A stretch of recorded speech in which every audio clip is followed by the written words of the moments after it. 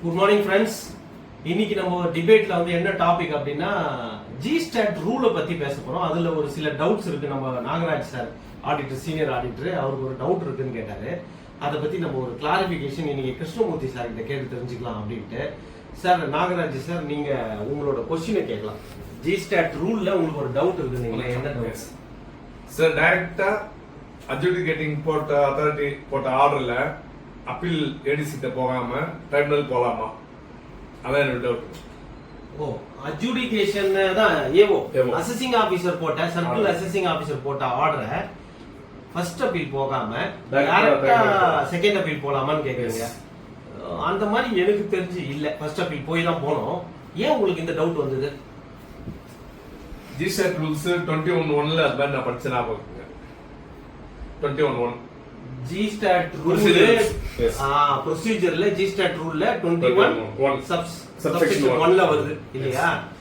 நம்ம அத்தாரிட்டி கிட்ட கேட்டலாமா, கிருஷ்ணமூர்த்தி சார் கிட்ட? ஓகே சார், அந்த டவுட் கொஞ்சம் கிளாரிஃபை பண்ணுங்க. Good morning friends. ட்ரைபுனலுக்கு டைரக்டா அட்ஜுடிகேட்டிங் போட்ட ஆர்டர் மேல டைரக்டா ட்ரைபுனலுக்கு போறதுக்கு ஆக்ட்ல எங்கேயுமே பர்மிஷன் கிடையாது. ஏன் கிடையாது அப்படின்னு கேட்டீங்கன்னா, section 112(1) if any order passed by the adjudicating authority or revisional authority, you have to file under 107ல போய் ஃபர்ஸ்ட் அப்பீலேட் அத்தாரிட்டிக்கு ஃபைல் பண்ணணும். ஆர் 108 வந்து ஃபைல் பண்ணிட்டு 107 ஆர் 108க்கு தான் போனமே வழியா டைரக்டா ட்ரைபுனலுக்கு போக முடியாது. Any order pass by the adjudicating authority number 1 or any order revise by the revisional authority.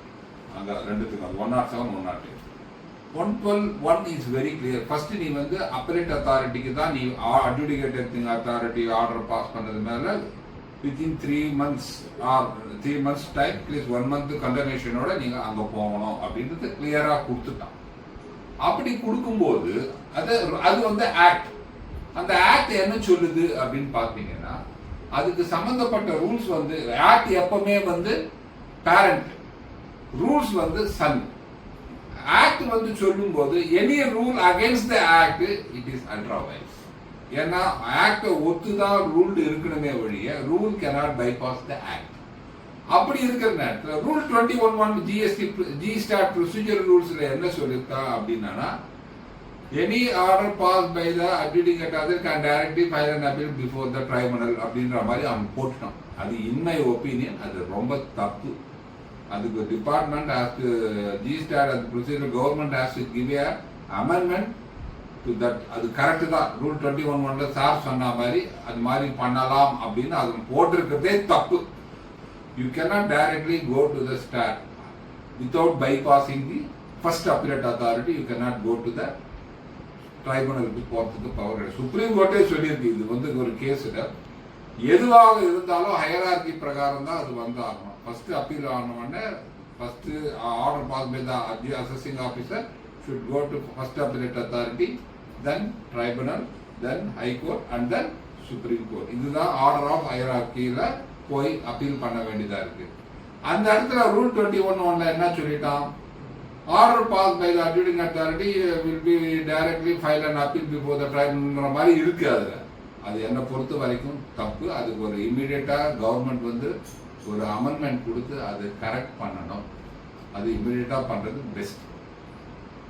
அப்போ அந்த ஆர்டர் 21(1) மிஸ்லீடிங் இல்ல, it is wrong, it is ultra vires, it is wrong. ஏன்னா இது வந்து ரூல். நான் ஆக்ட் வந்து என்ன சொல்லுது, 112(1) இஸ் வெரி கிளியர். நீ ஃபர்ஸ்ட் அப்பீலேட் அத்தாரிட்டிக்கு தான் வரணும் அப்படின்றது கிளியரா சொல்லிட்டான் ஆர்டர் பாஸ் பை த. அப்படி இருக்கும்போது நீ டைரக்டா ட்ரைபுனல் இருக்கும்போது அப்ப ரூல் வந்து ஆக்ட் வந்து பைபாஸ் பண்ண முடியுமா? ஜிஸ்டாட் வந்து ரூல்ஸ், அதோட சிஜிஎஸ்டி ஆக்ட் வந்து பேரண்ட் ஆக்ட். அது ஸோ அதை பைபாஸ் பண்ணுறதுக்கெல்லாம் ரூல்ஸுக்கு பவரே கிடையாது. அந்த சிச்சுவேஷன்ல இந்த மாதிரி ஜிஸ்டாட் ரூல் 25ல வந்து கொடுத்தது வந்து தப்பு தான் இன் மை ஒப்பீனியன். அது கரெக்ட் பண்ணணும். அதுக்கு ஒரு அமெண்ட்மெண்ட் கொடுத்து சூட்டபிள் அமெண்ட்மெண்ட் கொடுத்தா அது சரியா போகும். Thank you sir. இப்போ எனக்கு ஒரு கொஸ்டின் இருக்கு. என்னன்னா, நான் வந்து இப்போ இந்த ஜிஸ்டாட் ப்ரொசீஜரல் ரூல் வந்து 21 சப்செக்ஷன் 1 பேஸ் பண்ணி டைரக்டா என்னோட ஏஓ போட்ட ஆர்டர், அட்ஜுடிகேஷன் அத்தாரிட்டி ஏவோ போட்ட ஆர்டரை ஒரிஜினல் ஆர்டர் பேஸ் பண்ணி டைரக்டா ஜிஸ்டாட் போனா என்ன நடக்கும்?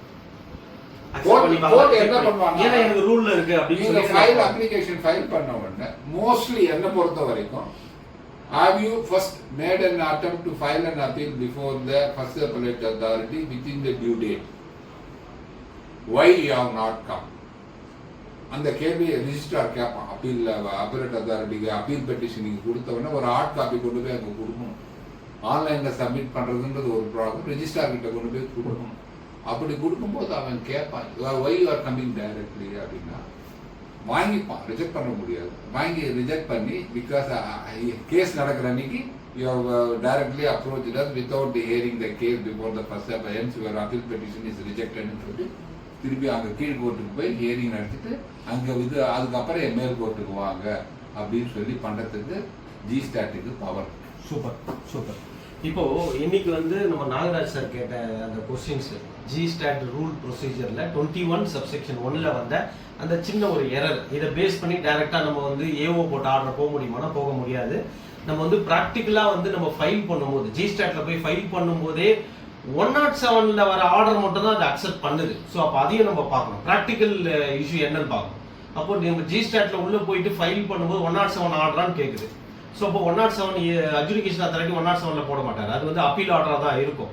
ஸோ அதையும் நம்ம கன்சிடர் பண்ணணும். ஸோ இதை வந்து இன்னைக்கு இதோட கன்க்ளூட் பண்றேன். Thank you friends.